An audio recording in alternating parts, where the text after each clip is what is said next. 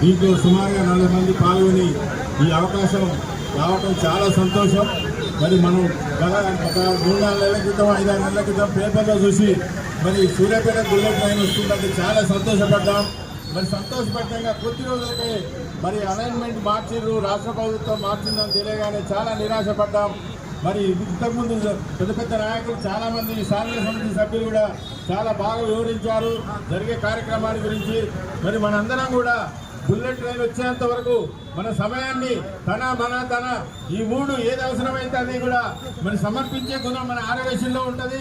మరి ఖచ్చితంగా సమయం ఇచ్చే వాళ్ళం, సమయం డబ్బు కావాలంటే ఏదైనా ఖర్చులకు డబ్బు అయినా మన నైపుణ్యతనైనా ఇచ్చి ఈ 3 ఎవరు ఏది వేయగలిగితే అది ఇచ్చి ఎక్కువ భాగం సహకారం చేసి దీన్ని కొనసాగించవలసిందిగా కోరుతూ మీరు అవకాశం ఇచ్చిన ఈ శాసన సమితి సభ్యులకు, ఈ రోజు ఇక్కడికి వచ్చిన అందరికీ విలేకరులకు, నాతో పాటుగా రిలే నిరాదీక్ష కూర్చున్న ప్రతి ఒక్కరికి కూడా ధన్యవాదాలు తెలియజేస్తూ ఈ అవకాశం ఇచ్చినందుకు నమస్కారాలు తెలియజేస్తున్నాను.